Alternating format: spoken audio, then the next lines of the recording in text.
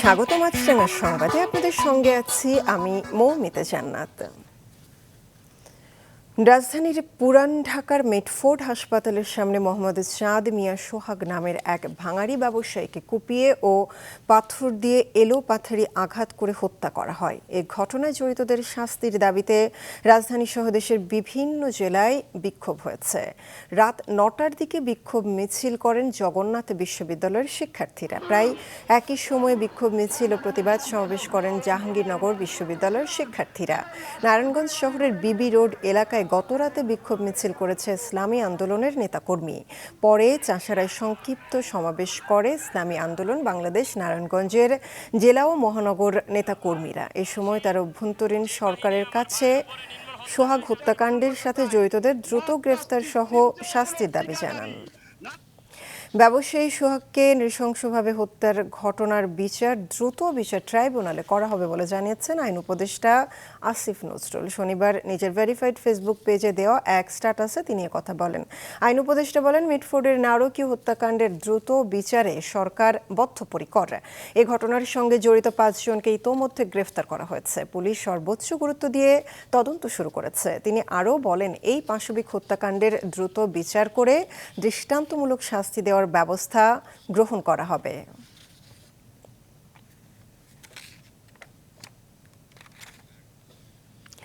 Police নির্লিপ্ত নয় দাবি করে স্বরাষ্ট্র উপদেষ্টা অবসরপ্রাপ্ত লেফটেন্যান্ট জেনারেল জাহাঙ্গীর আলম বলেন, ব্যবসায়ী হত্যার ঘটনায় দোষীদের সবাইকে আইনের আওতায় আনা হচ্ছে। সকালে মিল ব্যারাক পরিদর্শন শেষে সাংবাদিকদের তিনি কথা বলেন।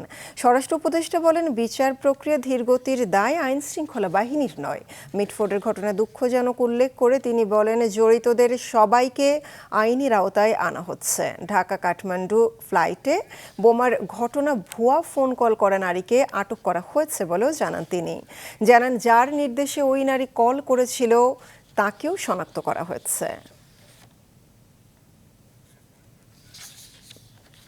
যুক্তরাষ্ট্রের ওয়াশিংটনে দ্বিতীয় দফার বাণিজ্য আলোচনার তৃতীয় ও শেষ দিনে কিছু বিষয়ে দুই দেশ একমত হলেও এখনও অমীমাংসিত রয়ে গেছে বেশ কয়েকটি বিষয়। প্রধান উপদেষ্টার প্রেস উইং জানায়, দুই পক্ষই এই সিদ্ধান্তে পৌঁছেছে যে শুল্ক আরোপের বিষয়টির যৌক্তিক সমাধানে নিজেদের মধ্যে আন্তঃমন্ত্রণালয় আলোচনা চালু থাকবে। তারপর আবার দুই দেশের প্রতিনিধিরা আলোচনায় বসবেন। সেই আলোচনা ভার্চুয়ালি এবং সামনাসামনি দুই প্রক্রিয়াতেই হতে পারে। খুব দ্রুত সেই সময় তারিখ নির্ধারিত হবে বলে ধারণা করা হচ্ছে। 3 দিনের আলোচনার পরিপ্রেক্ষিতে বাণিজ্য উপদেষ্টা শেখ বশির উদ্দিন ও নিরাপত্তা উপদেষ্টা খলিলুর রহমান আশাবাদী যে নির্ধারিত সময়ের মধ্যে একটি ইতিবাচক অবস্থানে পৌঁছানো যাবে। জাতীয় নাগরিক পার্টি এনসিপির দেশ গড়তে জুলাই পদযাত্রার 12তম দিনে আজ সাতক্ষীরা ও বাগেরহাটে পথসভা করবেন এনসিপির নেতারা। সকাল 11টায় খুলনা থেকে সাতক্ষীরার উদ্দেশ্যে রওনা হয়েছেন কেন্দ্রীয় নেতারা। প্রথমে তাদের সাতক্ষীরার পাটকেল ঘাটার কুমিরা ফুটবল মাঠে পৌঁছানোর কথা রয়েছে। সেখান থেকে সংক্ষিপ্ত পথসভা শেষে খুলনা রোড মোড়ে এসে অনুষ্ঠিত হবে প্রধান পথসভা। এরপর নিউ মার্কেট ও হাটের মোড়ে হবে পদযাত্রা। এ সময় আল বারাকা হোটেলের 2য় তলায় এনসিপির সাতক্ষীরা জেলা কার্যালয়ের উদ্বোধন করবেন কেন্দ্রীয় নেতারা। ফেনী ও নোয়াখালীতে পানি নামার গতি ধীরে হওয়ায় এখনও ভোগান্তিতে সাধারণ মানুষ। তবে নিম্নাঞ্চল থেকে এখনও পানি নামেনি। গতকাল থেকে বৃষ্টিপাত কমে যাওয়া পরশুরাম ও ফুলগাজী উপজেলার মুহুরী নদীর পানি বিপদসীমার 3.61 মিটার নিচ দিয়ে প্রবাহিত হচ্ছে। তবে ছাগলনাইয়ার হরিপুরে বিপদসীমার উপর দিয়ে পানি প্রবাহিত হচ্ছে, যে কারণে নতুন করে কোনো এলাকা প্লাবিত হয়নি। তবে পরশুরাম, ফুলগাজী ও ছাগলনাইয়া উপজেলার 112টি গ্রাম এখনও পানিতে তলিয়ে। একই পরিস্থিতি নোয়াখালীতেও। এদিকে উজান থেকে নেমে আসা ঢলের কারণে কুড়িগ্রামের তিস্তা নদীর পানি সমতল বৃদ্ধি পেতে শুরু করেছে। আন্তর্জাতিক খ্যাতিসম্পন্ন রবীন্দ্রসঙ্গীত শিল্পী শামা রহমানের গান এবং দেশের সাংস্কৃতিক অঙ্গনের বহুমুখী প্রতিভায় উজ্জ্বল তারকা আফজাল হোসেনের আবৃত্তি ও কথন নিয়ে ভিন্নধর্মী এক সাংস্কৃতিক আয়োজন ছিল গত সন্ধ্যায়। বাদল দিনের প্রথম কদমফুল শিরোনামে রাজধানীর একটি অভিজাত হোটেলে মায়া স্কিন কেয়ার ব্র্যান্ডের পৃষ্ঠপোষকতায় এবং MW ম্যাগাজিন বাংলাদেশের আয়োজনে হয় অনুষ্ঠানটি। দিনের প্রথম কদম ফুল করেছো দান।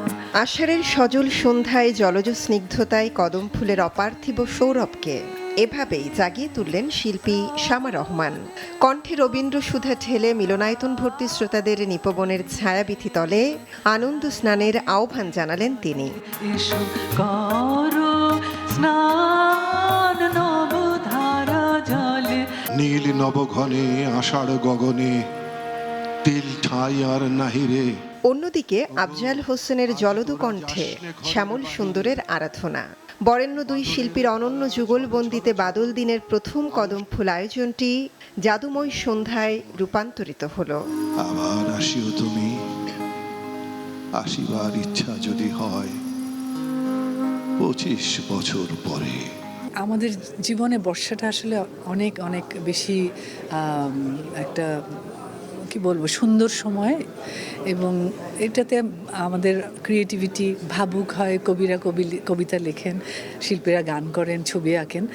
তো এর মধ্যে একটা যে আমরা আবিষ্ট হয়ে রাখতে পেরেছি শ্রোতাদেরকে, এটা আমার খুব ভালো লাগছে।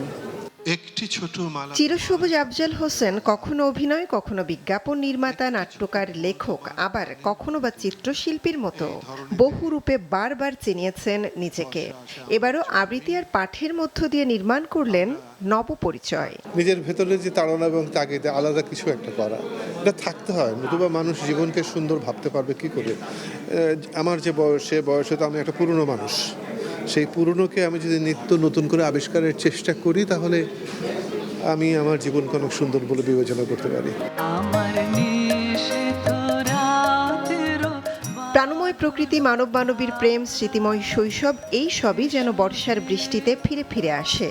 নাগরিক রুক্ষতায় শুষ্ক প্রাণে বর্ষার পরশ জোগাতে ভিন্নধর্মী এই বর্ষা উদযাপনের আয়োজন করেছিল MW ম্যাগাজিন বাংলাদেশ। বজ্র মানিক দিয়ে গাথা আষাঢ় তোমার মালা। শৈশবে বৃষ্টিতে ভেজা নিষ্পাপ আনন্দ, ঝড়ো হাওয়ায় উদ্বেলিত মন, কিংবা সিক্ত কদম ফুল হাতে কল্পনায় হারিয়ে যাওয়া, এই সব কিছুর মধ্য দিয়ে বর্ষা হয়ে ওঠে স্মৃতির ঝাঁপে খুলে বসার এক নিঃশব্দ আহ্বান। বর্ষার এই সকল আমেজ নিয়ে আমাদের আজকের এই আয়োজন। MW বাংলাদেশের যাত্রা শুরু হয়েছে 2022 সালে, আর আমাদের এই সাংস্কৃতিক যাত্রায় আমরা সব সময় পাশে পেয়েছি মায়াকে। মায়াময় সান্ধ্য আয়োজনটির প্রধান পৃষ্ঠপোষক ছিল স্কয়ার টয়লেট্রিজ লিমিটেডের স্কিন কেয়ার ব্র্যান্ড মায়া। আমাদের এই মায়া বা স্কয়ার টয়লেট্রিজের যাত্রায় যে ন্যাচারাল ইন্সপিরেশন, পরিবেশ বান্ধব ব্যবসা, অল্টারনেটিভ এনার্জির ইউজ করা, এই সব কিছুর মূলে প্রধান ব্যক্তি আমাদের managing director mister Anjan Chowdhury. এই আয়োজনটা অনেক আন্তরিকতার সাথে করা হয়েছে, ঠিক মায়ের মতো। ভালোবেসে সখী নিভৃতে যতনে আমার। অনুষ্ঠানের সার্বিক ব্যবস্থাপনায় কাজ করেছে সান কমিউনিকেশনস লিমিটেড।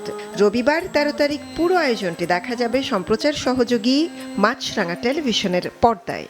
আমারও পরাণে যে গান মৌমিতা জান্নাত, মাছরাঙা সংবাদ, ঢাকা।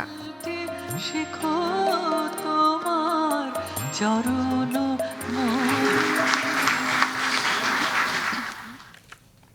আন্তর্জাতিক। ভারতের আহমেদাবাদে গত মাসে এয়ার ইন্ডিয়ার বোয়িং 7878 ড্রিম লাইনার বিমান বিধ্বস্তের কারণ জানিয়েছে দেশটির দুর্ঘটনা তদন্তকারী সংস্থা। প্রাথমিক তদন্ত প্রতিবেদনে বলা হয়, উড়োজাহাজটি উড্ডয়নের 3 সেকেন্ড পরই এর ইঞ্জিনের জ্বালানির সুইচগুলো প্রায় একই সঙ্গে বন্ধ হয়ে যায়। এতে ইঞ্জিনে জ্বালানি সরবরাহ বন্ধ হয়ে যাওয়ায় বিমানটির গতি দ্রুত কমতে শুরু করে এবং নিচের দিকে নামতে থাকে। গত 12 জুন লন্ডনগামী পরিবেশপ্রেমী ওই উড়োজাহাজ বিধ্বস্ত হওয়ার ঘটনায় 260 জন নিহত হন। এই ছিল এখনকার মতো। ফেসবুকে আপডেট পেতে ভিজিট করুন মাছরাঙা টেলিভিশনের পেজে। ইউটিউব চ্যানেলে দেখতে পারেন আমাদের সংবাদ, প্রতিবেদন ও অনুষ্ঠান। আমাদের পরবর্তী সংবাদ দুপুর 2টায় দেখার আমন্ত্রণ রইল।